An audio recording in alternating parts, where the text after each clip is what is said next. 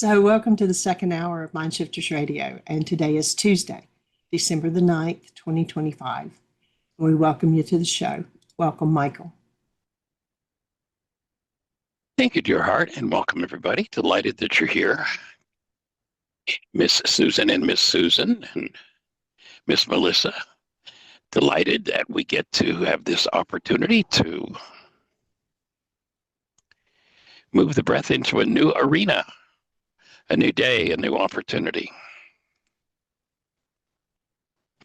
And how is everyone?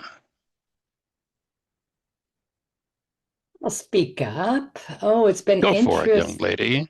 It's interesting. Thanks for checking in with me yesterday. I really appreciate that. So this whole integration about my brother having mental illness. And so I go, Duncan went to take me out for a birthday dinner, and we ended up, of course, talking about COVID. What does he say to me? Because of my position, he calls me crazy. You're effing crazy. So I'm sitting there, interesting creation. My old self would have been completely charged by it, right? But I thought, oh, isn't that interesting? That's showing up now. That's been showing up throughout the relationship, saying statements like that. So I go, isn't that interesting? The unconscious patterning that's being reflected through the mirror of the other. So I'm doing some worksheets this morning on, okay, what part of me thinks I'm crazy? And also the bloodlines because of mental illness. And I could experience, I think many women, and Dr. Tim also talked about how the patriarchal society, where women's point of view was not as valued, right? The way they thought, the way that was pushed down, often incited as crazy. And I think in my family system, women who might have been wanting to speak the truth of who they were in a setting of a patriarchal society that couldn't support it were deemed crazy. Yeah. And so that's all coming to the forefront now. And then I also realized that I've been living in separation between the masculine and the feminine, or man and woman, whatever, the masculine and feminine within me, completely divided inside my own being. And that's really coming, my physiology is coming into alignment right at the base of my spine. I can feel it's moving on the right hip and even up here in my neck. So that's very interesting. Of course, all this being mirrored through my brother being put in an institution or whatever that is. So and I said yesterday when I chatted with you, right, I want to make sure I'm resourced to be able to hold the vitality, that when I actually am present in his presence and find where he is, right, that I'll be able to hold it. But I find that all very interesting. Well, one of the other points that I'd make in that too is that remember that hostility and fear are mental illnesses, period. And if you look at the patriarch, pretty much, it's pretty much loaded with mental illness. I mean, listen to your former, who, as I understand it, would like to open the space for a relationship with you again. And what is he saying to you? That's a mental illness. Yeah. That he would say those words to you. I mean, I can't imagine anyone saying those words in cherishing, honoring, or out of a space of being, out of a space of love. So the mental illness gets projected, and a lot of times where the sanity is where it gets projected, and that's on the women. Yeah, and you know what? So this morning I worked it. I got in late last night. I didn't get a chance to work, but this morning, I said I wanted to be sane, right? That's what I said. But that's the goal that I have. I want to be sane. And then I realized what it is, and I did an EFT tapping, was around the insanity of the non-being mind. That I want to be sane in God's mind. And then getting to the point where I know that I get to be sane with God. Sanity rests with God. I got to that. You know, my sanity rests in the mind of God, not in this illusion. So I just find it's going to such a, I guess, a surface level, but going deeper and deeper into the truth. It's really a mirror of my own insanity of living in a non-being mind, and then cleaning that up to come to my sanity, to get out of the illusory mind and coming back to the mind of God.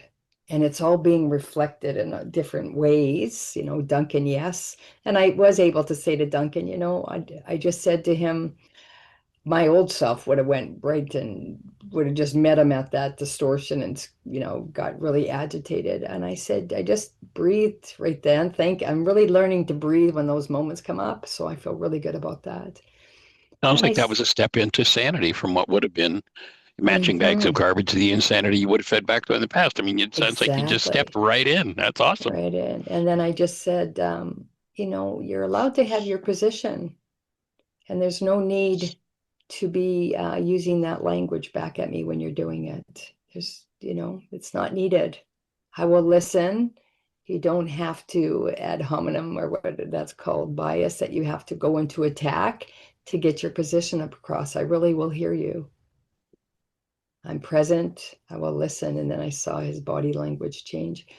And yeah, so that's very interesting. So yeah, it's coming to a deeper layer, which I feel it's family system. This whole mental illness piece now is up. And it's all about not just my story, it's humanity's story. Yeah. I talk about facing this in my own world, and then also it's the world of humanity that are looking through blaming and shaming the outer world. Even politics, we can look everywhere and see that men versus women, all of it, and politics on both sides. So yeah, very interesting. So I'm Yeah. very, And yeah. you look at what the world tells us will keep us safe, and that is we need to keep some hostility packed away just in case. Hmm. And what the world is telling us and has told us since we were infants is this mental illness is what will serve you. Yeah. Give up your human life, buy into this mental illness, then you'll be part of the pack, and then things are going to be good in your life. Which, of Yeah, course, you just take a look at what's going on, and it's pretty bizarre. I know. And then yeah, and the other thing I realized, that separation between insanity and sanity, it applies in many different areas of my life. I have a lot of fear around money. And even though I'm okay financially, I still have this fear around it. And I could see I'm in separation. And all of my relationship with money goes back to my relationship, well, with my mother, who I was dissociated from. So feeling in separation, that I'm dissociated from that. Me and money are separate, my belief around that. And then it also goes deeper than that to my separation from my inner masculine and feminine. It goes deeper from my separation between me and the self of God.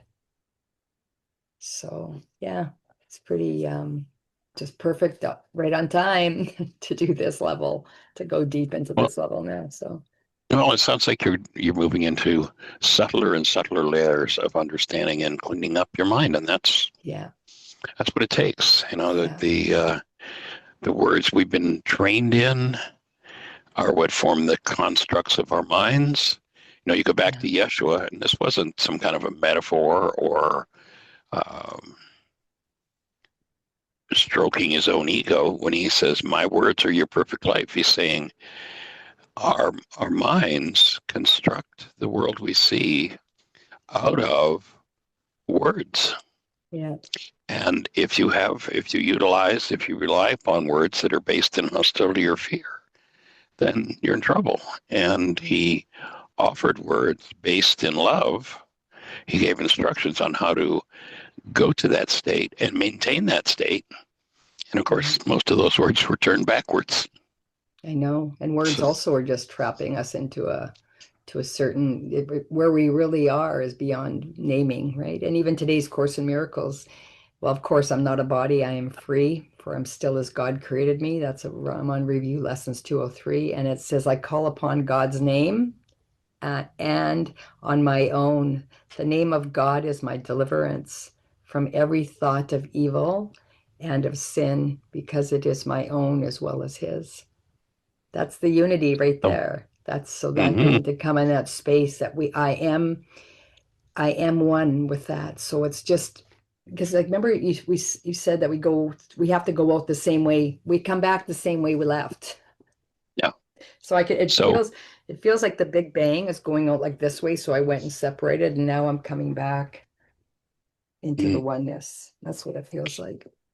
So is it words that are separating us, or are we separating ourselves with the use of Yeah, words?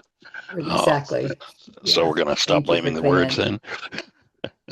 Thank you. Oh, The you are mind so is good the at mind that. is You the are mind is so so good at tricky. that. Thank The you for mind is being just my so reflector. tricky, isn't it? Just I so it's appreciate amazing. you. I so I appreciate you accept for it. being my mirror. Thank you so much for listening, everybody. Appreciate that. Feels really good though. I've been, working on the book, The End of Suffering, and also on Jeanie's forward for her book, and tying, they're kind of bouncing off of each other. And the research I was doing for her forward really opened some spaces in the book, where Jesus says everything they told you about me, including my name, that's all Greek to me. And I'm seeing more and more as I'm writing how early and how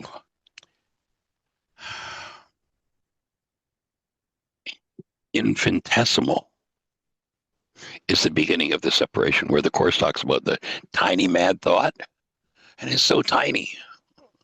And the one that I've been focusing on, and then I think it might be the root of all of them. I'm not sure yet. I'm not sure to that place yet, but we've been taught by a Greek cosmology that there's a spiritual world that we're supposed to be living in, not this world. Like there's something wrong with this one.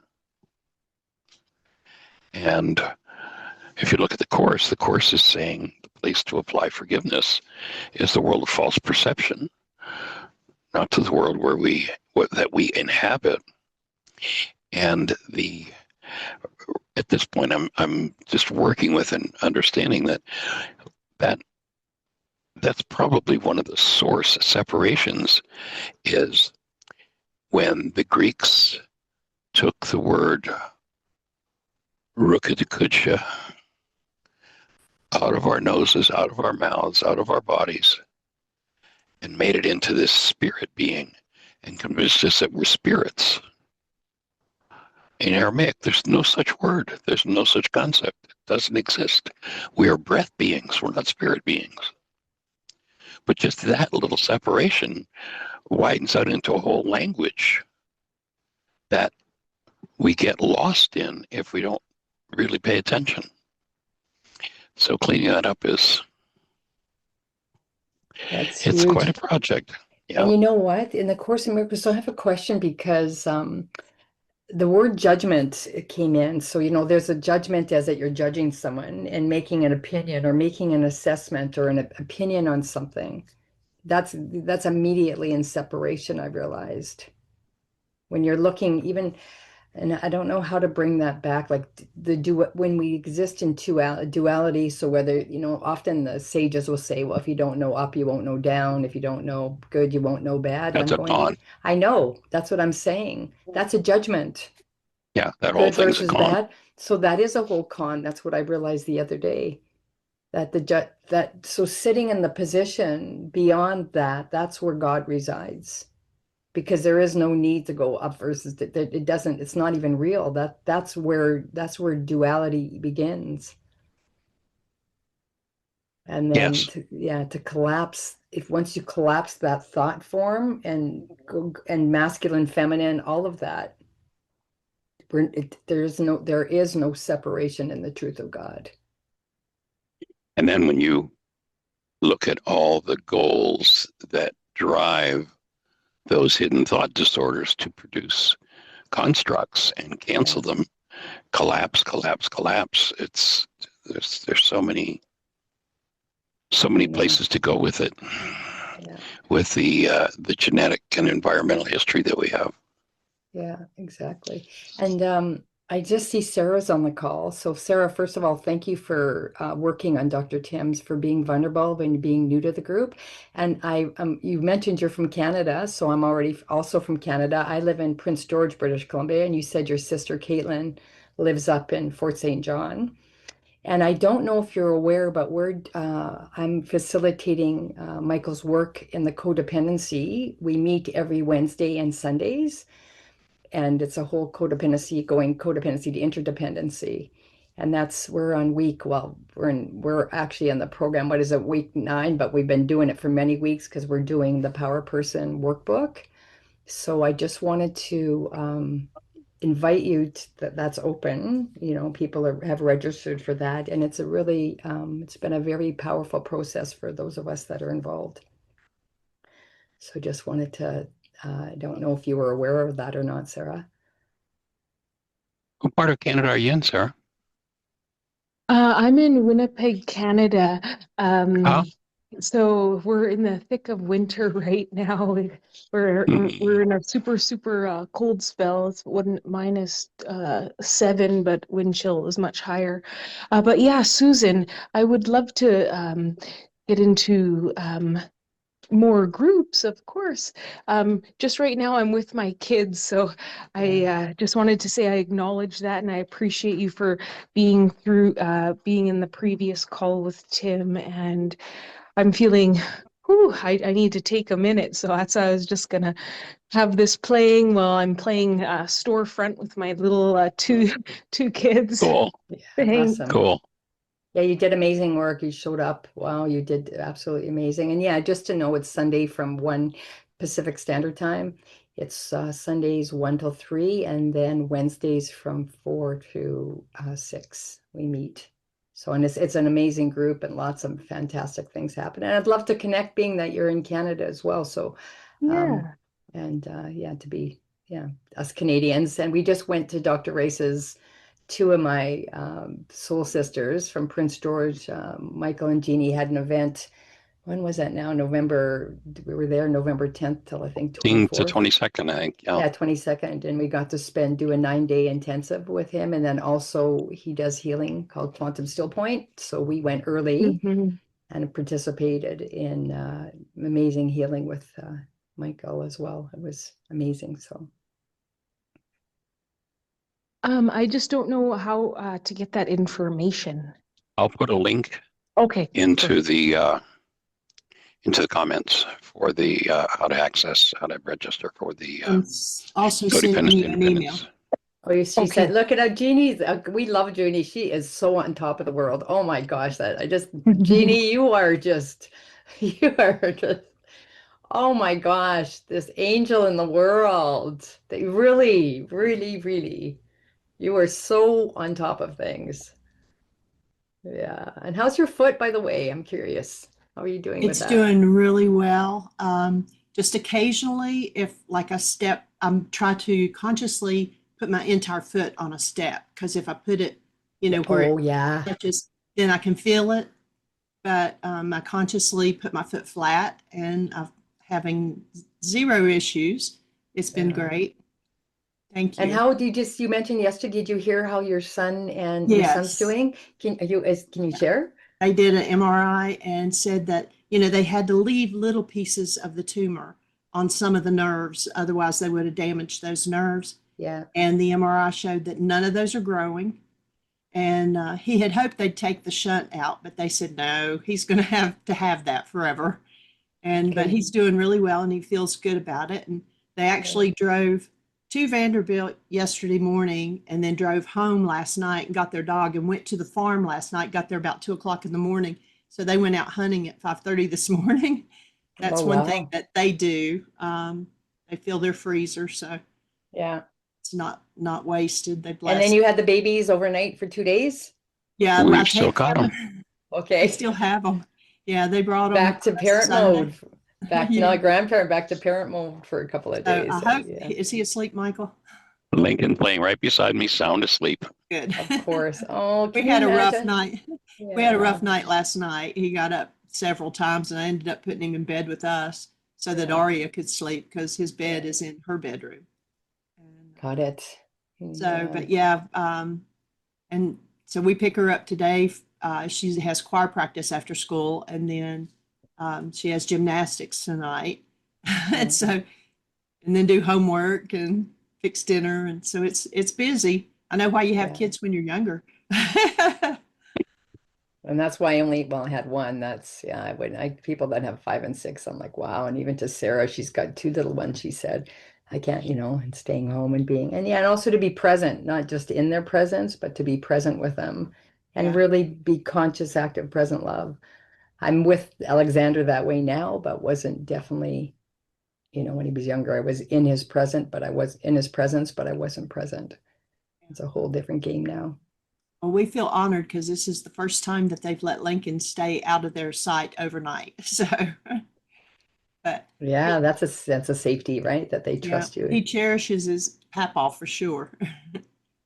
I just think I was thinking, wow, to be held in that container of, if even for a little boy, to be held in that container of the masculine that just holds you, and knowing the depth to completely rest, Yeah. that you can just let go and just be. And I'm just, the 61 rotations around the sun, and I'm just starting to realize that in my own being, and it's my inner masculine, that I'm noticing this masculine energy in my field. And I thought, what's that about? But it's my own.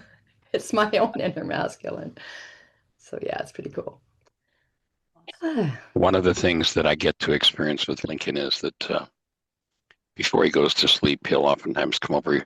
He's 15 months, but he doesn't quite have the idea of kissing yet. Yeah. But he'll come over and he'll push his lips against my cheek, and then he'll just lay his head down on my chest, stay there for a minute or so, and he'll get back up again and push his lips against my cheek and lay his head down on my chest. It's like, so I'm getting the same thing as he's getting. He's delivering to me the same thing, and it's pretty awesome.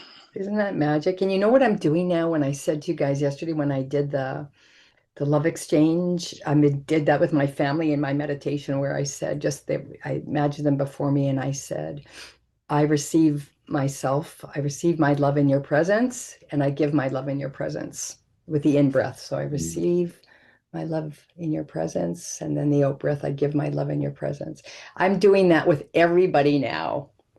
Everywhere I go, I'm sitting in the grocery store, Dunkin', everywhere. That's it. And I'm just everywhere and allowing that just to flow. And I've also got to share that with lots of people as well. Like that, I'm telling all the people that I know to do that. They've asked me, what was that thing you said you do? So it's trickling out into the world, people taking that on. So it's pretty cool.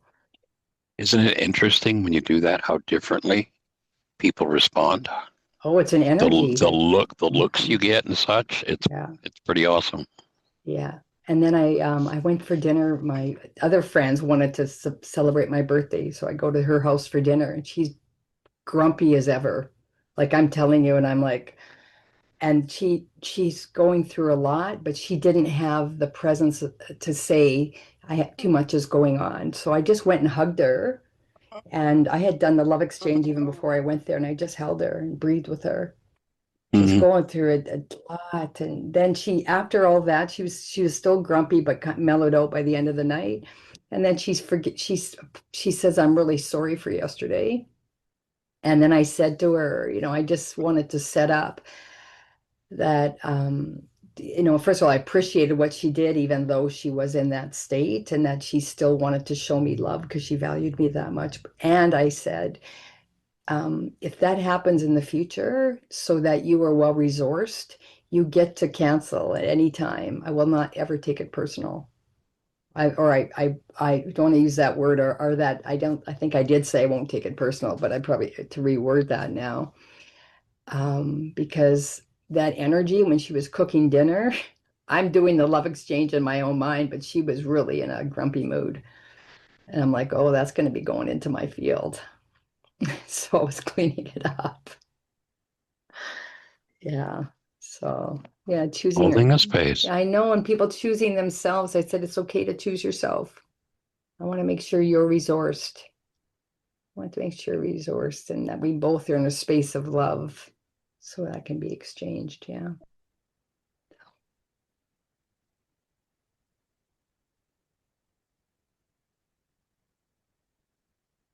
Well, breathing with everybody. I was looking through in order to paste the link in, which I'll do in just a second, to the codependence, but I came across a really powerful piece of ancestral work that was done by a woman in the codependence intensive. I don't know if you've come across that yet, but a woman, Susan, who in the intensive she was actually going to the hospital with some heart problems, and we assigned her the task of inquiring of ancestors about the condition of their hearts. And Okay. she had a whole conversation that opened up that was just gangbusters, just so powerful. Yeah, well, definitely. I think I do sent it out once before, and I think I did look at it then. I'll look at it again. It's seen the timing. I'm getting an inner insight that I have the brain cells to perceive it more deeply now. So I will definitely Right. look at that. Yeah, so much has yeah, it's time. It's time to bring healing to this mental illness pattern for sure, whatever that's all about, and to open the denial patterns and the dissociation to allow Ruka to reveal the origin of that distortion and bring truth, to reveal the truth, what that's all about. And what you keep saying, what's really exciting is that I get to be the ancestor, and that Yeah. I have the vitality, and I'm really proud of myself. And back to, I shared the story yesterday about being 6 years old and my brother drowning, right? That's what I feel. It's linking to now that I have that I've been given this capacity to be able to hold this, just like I was able to stay in the being mind when I yelled to my dad and he was able to rescue my brother. So I feel a really strong correlation there to what I'm doing now, and the fact that that showed up just at that time, that memory through my brother, and now I'm Right. being asked to, I'm being given the opportunity to look at this mental illness pattern. A lot of people lost in the stream, being sucked under Yeah, with water. yeah, So joining you in being that lifeline for people, and yes, being able to stay connected and centered in it, yeah. That really as you do. feels, like it feels like a really deep metaphor for who I came here to Mm-hmm. be. It really Yeah. does.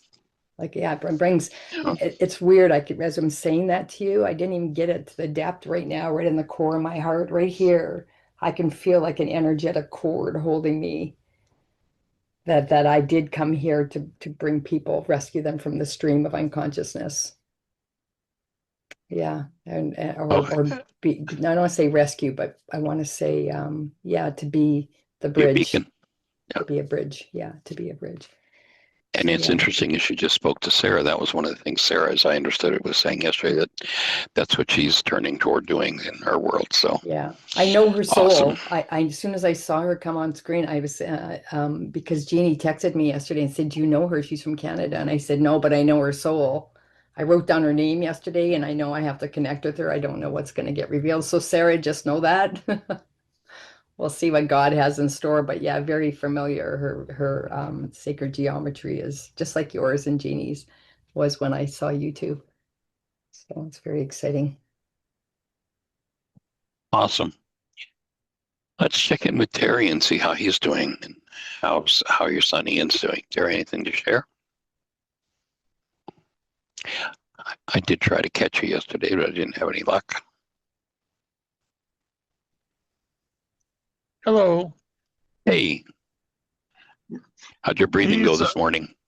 It was great, and Good. it was very very interesting. It's like I was having some type of, I don't know what it was. I'll call it an anxiety attack for lack of better words, but it was more than that. It's this movement of energy from deep deep inside, and Healing crisis? yeah, and the breath work, it never fails to work. It's like it's always there, and Yep. and what was interesting this morning was that as I went in, kind of in and out and back and forth with the conscious awareness, and then slipping off into, I was having some very vivid dreams, and you were there, okay, live and in person, holding the space, I and got your text. yeah, I sent you a text, and then there was some dialogue, conversation. I remember as I was coming in and out of that deep state, I was like, oh, I should write that down. But then I drift back off. It was like, evidently it was some very profound wisdom that was being transmitted in that dream state. But Sounds like you're going to still point. Yeah, and the beautiful part, of course, is that all the pain energy was dissipated, moved out. He was released, and I haven't talked to him directly, other than a short text or two. So I'm kind of I don't know what he's doing, and I sent him a message and left him a voicemail to get in touch with me, let me know how things were going. So hope to hear from him at some point today. We're holding a space with you on that. And, you know, one of the things that's just getting clearer and clearer for me with the breath and with the whole, I shared earlier, I was doing some writing today, and I'm ready to drop the whole idea of Yeshua as a teacher. He was not a teacher. He wasn't here to teach. He was here to offer people the opportunity to do exactly what you just described doing. Stepping out of perception, stepping out of the constructs of the non-being mind into revelation.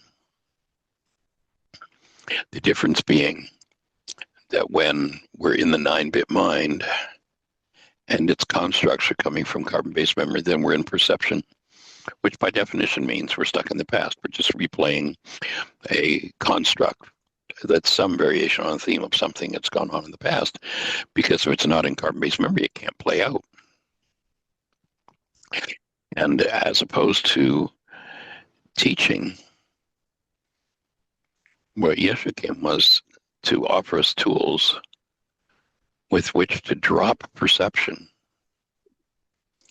and be able to go directly to the 20 trillion bit actuality, which is defined as revelation. And, you know, I shared back a couple of weeks ago that an opening space for me was in dealing with the definition of Ruka Kucha. In Aramaic, the definition has always been, you've heard it roll off my tongue over the years 100 times, Ruka Kucha, she who undoes the effects of errors and teaches us the truth.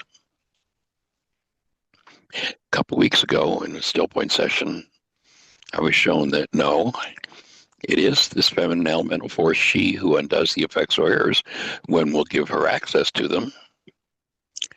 But she doesn't teach the truth. She collapses perception and reveals actuality. It's about revelation. It's not about teaching. Teaching is a whole mental construct that comes out of the Greek cosmology. Everybody's looking for teaching. No, we don't want teaching. What we want is learn to drop the thing that blocks you from living in the actuality and step into the actuality. And my experience of those points where something is going by and I go, I want to write that down. That's from the actuality. That's direct revelation. And my take is, my offering is ultimately we're designed to live there 24/7, 365. It's not about learning anything. It's about living in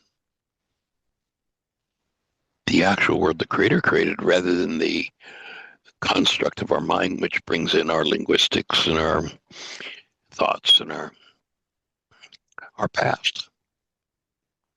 Does that make sense? It does, and it resonates. My memory and recollection of what pops to mind is one of my favorite chapters in your book is the has been. The chapter on the has right. And everything that occurs is all. That's one of my favorite chapters. I've read it many, many times. I was also listening to get introduced to different things here and there. There's a lady by the name of Martha Beck who's got a body of work. It's something about finding your North Star. I don't know much about it at all. I was listening to it a little bit, but it's very when I can see it through the lens of what the wagon lens, I guess is the way to put it. She talks about resonating, that it's important to share, like on the worksheet where we identify the goal. That's what she was saying. She's using different language, and Right. there was a key piece and benefit to the healing process when we can identify that goal and to speak it out loud with another person that we trust, and that goes back to my I'll say in the therapeutic value of one human being helping another's without parallel. That's still a good. So we need to conspire with each other. Conspire simply means to be with breath.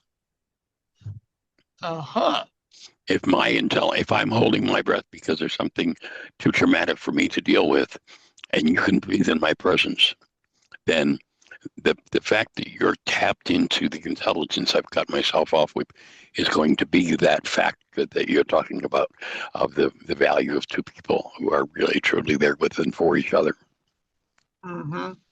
Yeah. Unfortunately, distance doesn't have anything to do with it. So Yes.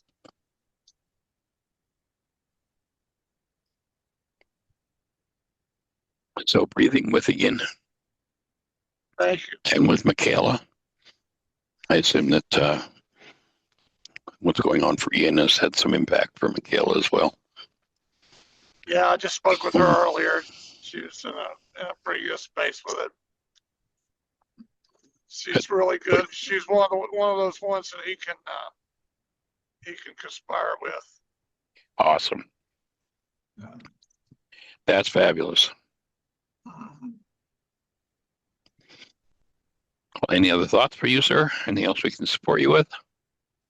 I'm feeling pretty good right now. Just in a good space. I want to dial into the radio station and soak up some of the energy you guys are putting out. It's much appreciated. Please receive all you can and pass it on. Yes. Thank you. Sweet. All right, Terry. Cherish you, my friend. You too.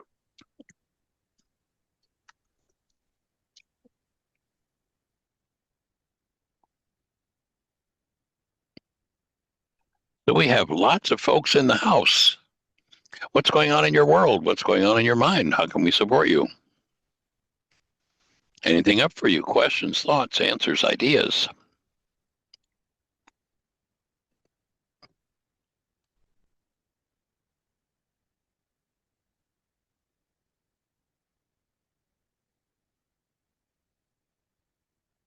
Well, then I'm going to switch to another screen and jump into a topic that I had in the back of my mind for today.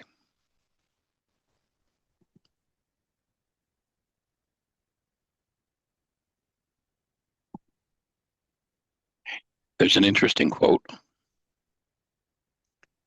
that comes out of the work. Let me get to my notes here.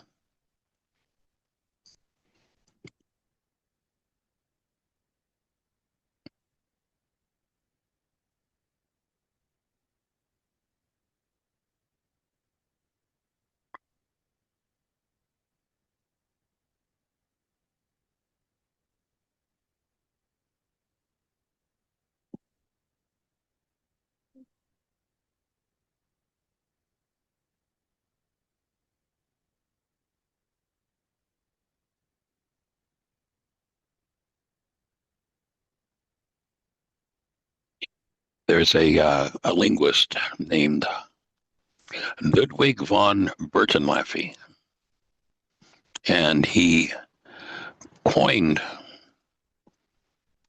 a theory called general systems theory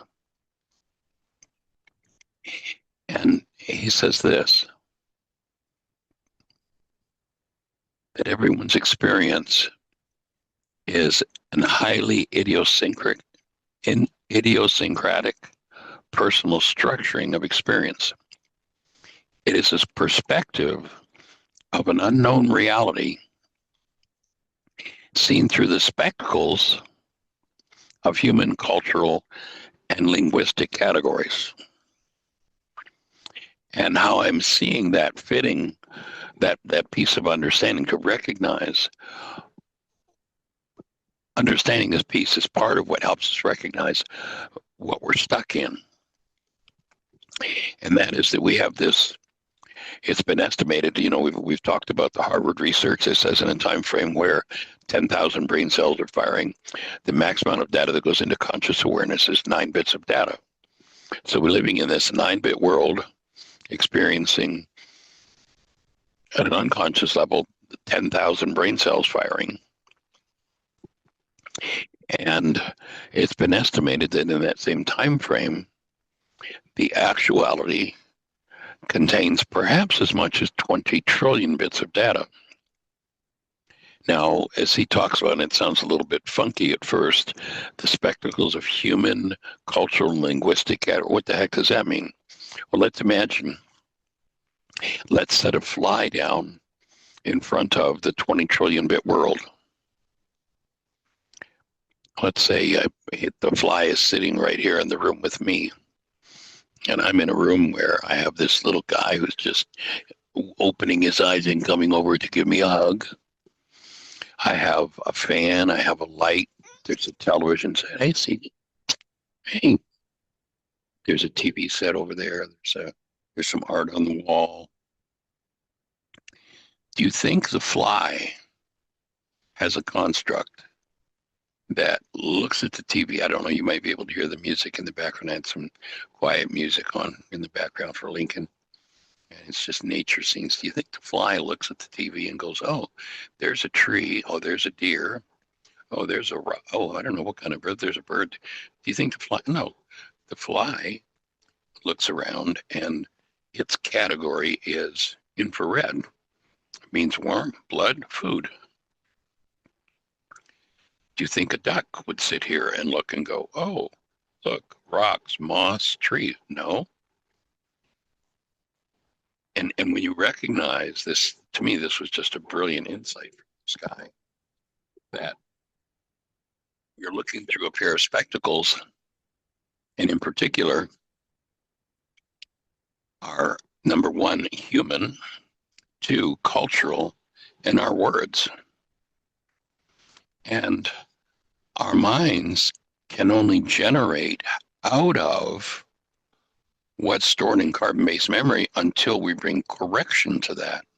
Can only generate the perspective. It's like the fly has a window on what's going on in this room, the duck has a window on what's going on in this room, and I have a window. We're all experiencing the same actuality, but you can bet there's no comparison between the two. If the cultural and linguistic categories that I hold, if the human mind energy that I hold is based in hostility or fear, then I have a filter on that has me looking at a 20 trillion bit world and experiencing it a certain way. And thinking that instead of the fact that it's me that's the way I'm seeing it, believing that it's the world that's the way I'm seeing it. And that when we apply forgiveness to remove those hostility and fear-based categories, then a whole different game happens. In the world of physics, basically, physics deals with closed systems. How do things work in a certain framework? And those closed systems are those things that are isolated from the environment. When we live in the carbon-based memory mind, we're in a closed system, isolated. And from that closed, isolated place, truth and real relationship can never come. However, if we learn to collapse that, if we learn to forgive that, then we step into, we become, instead of a closed loop, a closed system, we become an open system, like a living organism that has a continuous inflow and outflow of information and energy, building up, breaking down of components. As long as we're alive, then there's this open state in which we can experience something other than the category that our mind forces us to look through. Like the fly's mind, if you were to call it that, forces it to look at things in a certain way, as does the duck's, as does our mind. And if our minds are formed based in hostility or fear, then we're going to tend to see things in that particular way. And then you realize that you see things the way you are, not the way it is. And that's when the beginning of the work comes. That's when the beginning of wisdom really comes into expression. Oh, I'm experiencing hostility or sadness or rage or fear or grief. And having been brainwashed into the cultural and linguistic category of anything that's going on inside of me that I don't like is somebody else's fault, i.e., being raised as a member of the one world universal religion of blame, the mind will keep tricking us into those qualities of perception forever.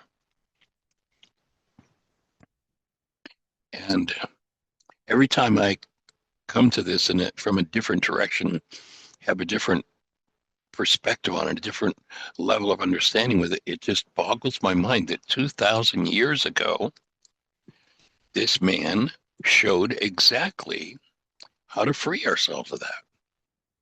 Like precise, simple ABC tool to free ourselves of that. Because those categories, whether they're just human categories or cultural categories or based in words, when he says, my words are your perfect life, he's not kidding. He says, I got a set of words that will set you up so you can experience the actuality. And forgiveness, a la first century Aramaic Yeshua, collapses all those categories, at least for an instant. And in that instant, we get to have a near-life experience. A near-life experience is what the world calls a near-death experience.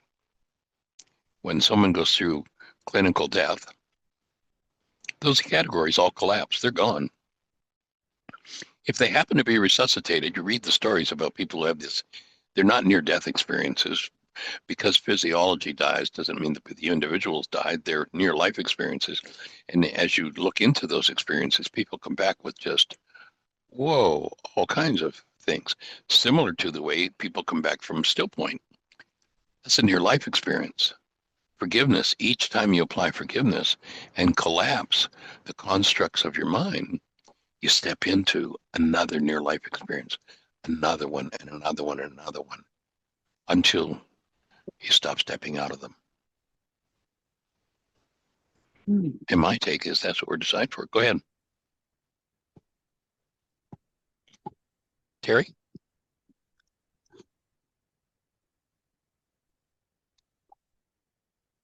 Hello, Terry.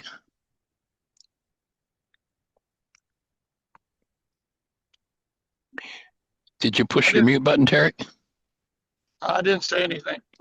Okay, no, it was Terry Woods actually whose microphone came on. Oops, just went off. Sorry. Oh, No, that was an she's accident. back. Oh, all right. Keep reading. Oh, cool. Okay. So just open that up for thought.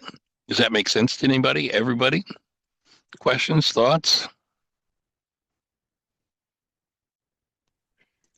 I have a teeny thought. Go for it, young lady. Hi, Michael. Hi, Jeanie. Jeanie's book is firing some things, and one of them is you say is it the Aramaic where we set a trap for God when we pray? But that's the actual meaning of the word prayer, yes.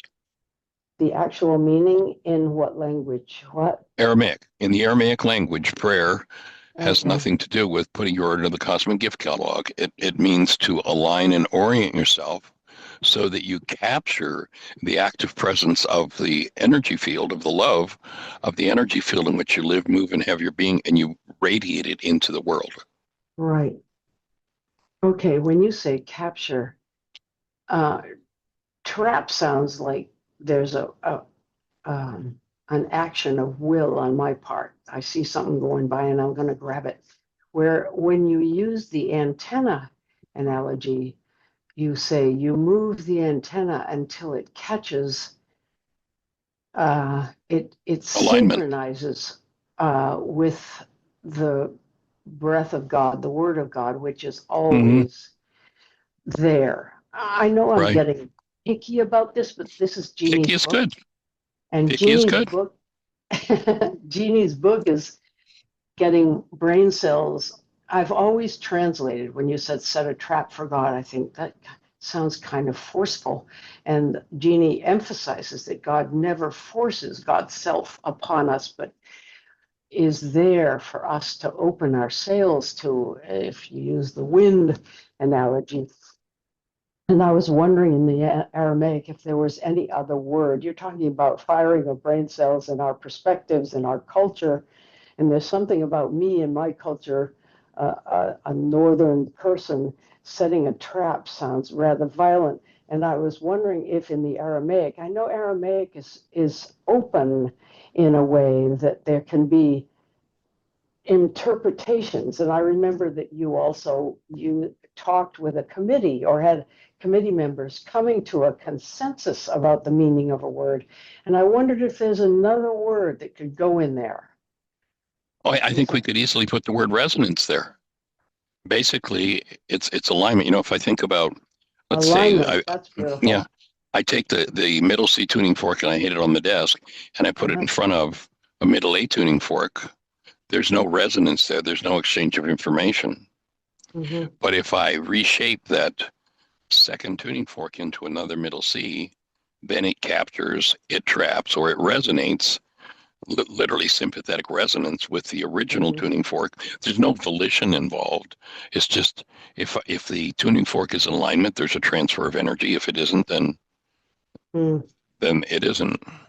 I certainly hear the brain cells of trap as in capture something, and it is really in a sense capturing, but not capturing in the sense of trapping an animal and killing it for dinner type of thing. But just that when we step into alignment, just before the intensive started, the intuitive development intensive, I was doing a still point session, and the whole focus was breath. And then the day we had Patrick come on the show and talk about center point balancing, I realized it's not just breath, it's breath and alignment. Because we can do all the breathing we want, but if the energy system is not aligned the way it's designed to be, then it can't capture the energies that are there for us to capture or to resonate with or to inculcate or to receive. Receive would be another word. Just if my antenna on the roof is aligned and oriented properly, I receive channel 2. Beautiful, clear picture and sound. Really good. I bend the arms on the antenna, turn it backward, and all the picture goes all to hell. Right. Is there a way to So is there a way to bring in receive. is there a way to bring in reveal? Like because Again, it ties right in with revelation. Yeah, yeah.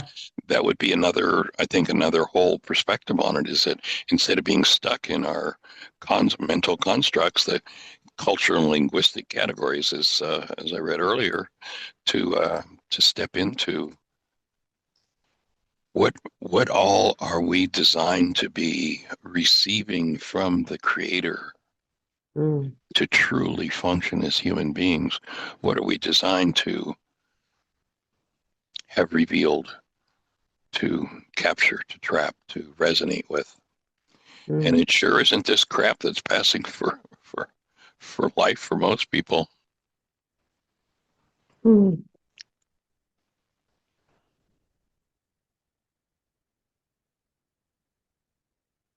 who was a poet that said something about this loveless toil. It's like,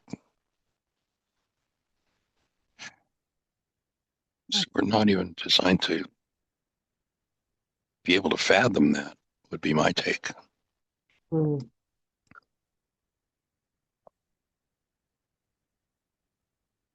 So I appreciate your searching and you know, sometimes over the years, people, especially when I feed their language back to them, say, "Oh, you're just nitpicking." It's like, yeah, that's it. That's it. So please, everybody, be a nitpicker. Oh, And, every little refinement, because every little piece, it's like, okay, there. Oh, got it. Yes. so another And question connected maybe is Jeannie's talking about primary and secondary purposes in our lives. And I, you have been Mm. teaching that our primary purpose is a connection with the divine. And what happens when a person doesn't have any interest in that? The primary purpose is still there, is it not? But they're not thinking about that or working toward that. And then Jeannie implies in one place in her work that if we get into our appropriate secondary purpose, where we are working in an area that uses our talents and that we love the work and we're comfortable with the work and we're maybe helping other people sort of automatically in that work, that the primary purpose will somehow line itself up. And that was a question. Jeannie, you're got to feel lucky because I was pestering you about these questions, but if Michael can answer them right here, we're home free. Don't have to fuss. But just feel free to talk about that. I know it's coming to the end of the hour, but well, my take would be much like, we talked about Rachma and Kuba. Rachma is a filter over intentions. Kuba is a filter over perceptions. They're interrelated and interactive. And that old song, you can't have one without the other. If Rachma is active, okay, then Kuba is going to tend to fall in line. If right. Kuba is active, then Rachma. If let's say I'm rolling along and Rachma and Kuba are set, and all of a sudden something monstrous happens in my world that resonates something I've not resolved, then out of the content of my perceptual mind comes this horror, and it knocks Rachma out. If I'm not solidly locked in with Kuba, then Kuba's going to be knocked out as well. So they're interrelated and interactive filters. And I would see the primary and secondary purpose being much the same. If I'm coming into alignment with if I've established I'm coming into alignment with my secondary purpose, that's going to tend to bring me closer and closer into alignment. And the thing that causes this resonant field to work, to trap what it's designed to trap, is its alignment. Alignment. I like those words. They're gentler, and they have a kind of interplay between them. They're both engaged. It isn't just one grabbing the other as it floats by, but it's mutual. Yeah. Yes. Okay. Yes, it's communion. It's communion. That would be another word, communion. Nice. Okay, thank you. And in the section you're talking about, I was actually walking the group through finding what their secondary purpose was. Right. And if that's lined up, you said at one point, if that's lined up, the first purpose, the primary purpose, may fall into place. And I wanted to make sure I got that and whether you meant that. And then after that, all behaviors, words, thoughts, everything Yeah. you say, okay, is that in alignment with my secondary and primary purpose? Yeah. Changes the way you behave. And I think that ultimately it is the breath that's going to bring us into alignment, into understanding, is going to guide us into everything we need to know. As Yeshua said, when he didn't breathe on the disciples and give them the thing called a disembodied spirit, being some ghost from the sky, he showed them how to breathe and said, there are things I would say to you now, but you can't understand them. But your breath will reveal them to you. Nice. And so as one lives more a breath-based life, then more and more everything that is going to take them into alignment with their highest state of being is going to show up. They're going to see it. They're going to find it attractive, where yesterday it might have been repulsive. I've got an appointment and it just arrived. I've got to Okay, go. dear heart. All right, Okay. blessings. Appreciate You you. too. Yeah, thanks. You too. Bye.